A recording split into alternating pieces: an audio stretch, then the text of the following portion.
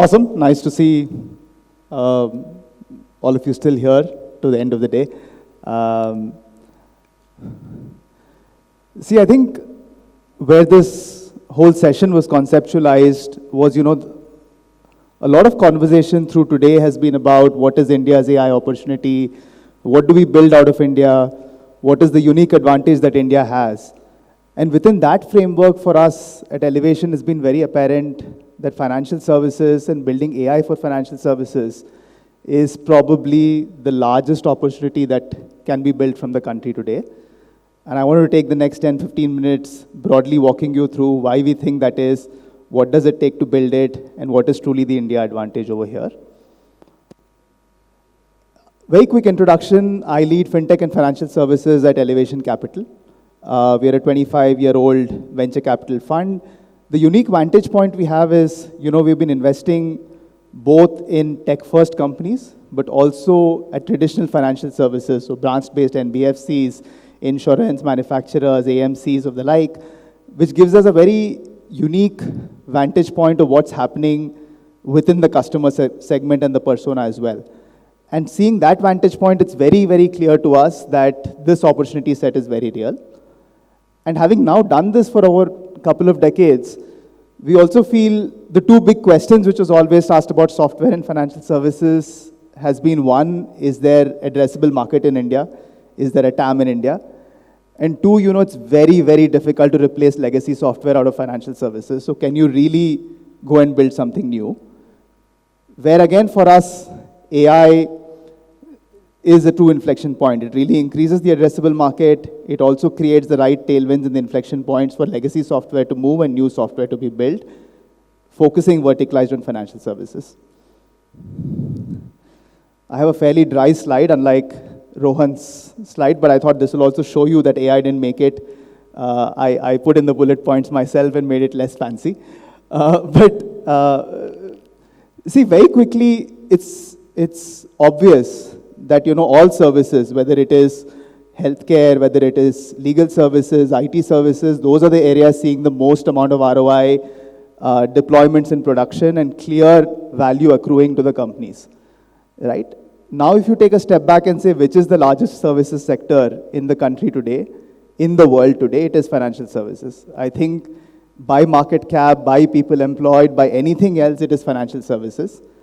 And hence, it is very apparent that where you see most amount of value creation should be in financial services. Second, when we speak to banks, when we speak to different BFSI institutions in the country and outside, the pull is very real, right? Think of all the other previous platform shifts that happened, whether it is, mobile, internet, cloud, whatnot. Banks were always skeptical. It took a long time to convince them to say, think of this platform shift. Today, it's very different. Getting that first AI meeting is actually relatively easy. Both conversations are about what are you doing on AI. So the pull is very real. So you take it from any vantage point. Is there ROI? Is there pull from the customer segment? Is there tech readiness to make this happen? It looks like all that perfect storm is brewing together at the right time. See, the other strong belief system we have is AI for financial services will have to be heavily verticalized. Software for financial services has been verticalized to some extent, but it feels AI, the only way true adoption will end up happening is by building something very verticalized for financial services. Few reasons, of course, there is this whole regulatory and compliance angle and, the whole AI stack being compliant to whatever the regulator feels needs to be done. More importantly, there is a need for explainability, but also the way to think of this is, ML, predictive AI, data sciences have been fairly prevalent in financial services. So almost the way for the new wave of AI to work is to work with the predictive elements which are existing in there, and those two have to sort of mix well together. And that again requires a fairly verticalized approach. And, finally, the magic is not in doing that small point solution, right? It's very easy to build, let's say, an AI product which listens into customer calls and then gives you insights from that. It is about building that true end-to-end workflow. So how can you really build something that listens to the call, plugs into your internal system, gets information from there, figures out what the next part of the workflow is, autonomously executes that part of the workflow, goes multimodal, gets into some other medium and reaches out to that customer. That's when the magic happens. So for that whole workflow to also to come together, we do think it will require fairly verticalized solutions. So just to go back, services is where we think most amount of action is today. Financial services is the biggest services revenue pool. Within that, we think very verticalized solutions will have to get built. See, and the other very interesting dynamic in financial services is they run on dinosaur software, like absolute dinosaur software. If you go in and look into the operations of most of BFSI, they run on fairly legacy stacks. There has been huge resistance to move out of that. You know, people could get fired for choosing a new software. You're just happy letting it run the way it's running. So what you need is a powerful force to really get companies to think about moving on from there. That's where we think, again, AI is really at that inflection point where you can create a 10x better experience. And hence create the ROI, hence create the budget, hence create the right board pull, whatever else is required to first maybe augment the legacy software and then over time to replace it. So it's very interesting. We think just in software built for banks and BFSI, there is a nice perfect storm brewing again. There's of course AI. At the same time, what the regulators are doing in India, just the kind of bar they have on customer experience, what they're asking in terms of audit, what they're asking for things to be real time, how some banks have already upgraded their experience, all of that put together, we think is really creating that force to really move away from the legacy products and legacy software that a lot of financial institutions run into something more modern and new age.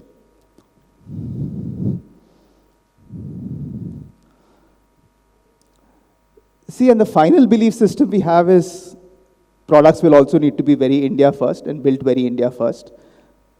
I mean, some of these India specifics are very obvious, whether it is the language diversity we have in the country, whether it's the local regulations that needs to happen.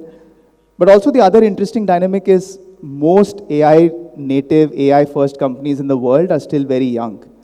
Nobody is GTMing for India, nobody is building products specifically for India. You know, that also creates a very unique surface area where, you know, companies in India could build for India for a very large market where the tailwinds are there. Let's make it a little real, and this is coming from our conversations and actually seeing what is happening already. These are things which are already in production environments where we are seeing adoption happen. And I would think it is one of the first platform shifts where so early on, literally a few years from, you know, the first LLM that we saw, you know, I can talk about a fairly significant amount of production adoption happening, right? Of course, the very obvious one is the whole thing on the customer communication stack. And within, if you think of the financial services world, there is customer service, there is sales, and then there's collection, which is very unique to financial services. Again, as I said previously, the magic in all of this is not to be the point solution or the voice agent delivering that call, right? Like, think of collections. It's very easy to build a voice agent which does a very personalized call to a customer and say, hey, you know what, your payment is due, make the payment, be a little interactive in that conversation. We think products that will end up winning are somebody who will build a more end-to-end workflow. So think of and it's obviously a multi-agent system where some agent is calling, having that conversation, it is able to negotiate with the customer on the conversation, post the conversation, think of next steps, go into your internal systems, figure out additional information about that customer, autonomously run the next set of steps, which could be calling the customer at a different date, which could be following up with the customer on a different medium, work with internally existing predictive ML models which exists on the collection side to really put these customers into different cohorts, and then continue with the workflow, right? So we're seeing a lot of proliferation of point solutions on all these areas, but we really think, and if you're a builder building in this space or thinking of building in this space, my strong push is pick one of these and go fairly deep in the workflow, and don't be restricted to a point solution. A lot of this will get commoditized very fast. The other interesting bit, which I find quite fascinating, is this middle and back office automation. Today, almost 40-50% of people in BFSI in India are employed in middle and back office. And you go and look at any of these operations fairly deeply, and even if your understanding of AI was literally a 30-minute read on Wikipedia or ChatGPT, it will be apparent to you that each of this is going to get disrupted and going to change the way things are happening, right? And few examples, and some of these we've started to see adoption already start to happen. Think of what happens in the compliance function, right? Think of the regulator, they're putting out circulars, there is existing policies, all of it is unstructured data. Somebody needs to look at how does policy work with, what changes have come in, think of what changes need to happen, figure out the whole workflow for those changes which need to happen to my policy or my processes, and after that create a more continuous monitoring loop. All of that is possible today. Like, each of you understand where the technology is today. When I describe this to you, it's fairly obvious that all of this can get built today with what is available today. Or think of something like fraud and risk. A lot of work has happened on fraud and risk, which has been more about flagging cases, which is to say, I think this could be a fraud case, this could be a high-risk customer or whatnot.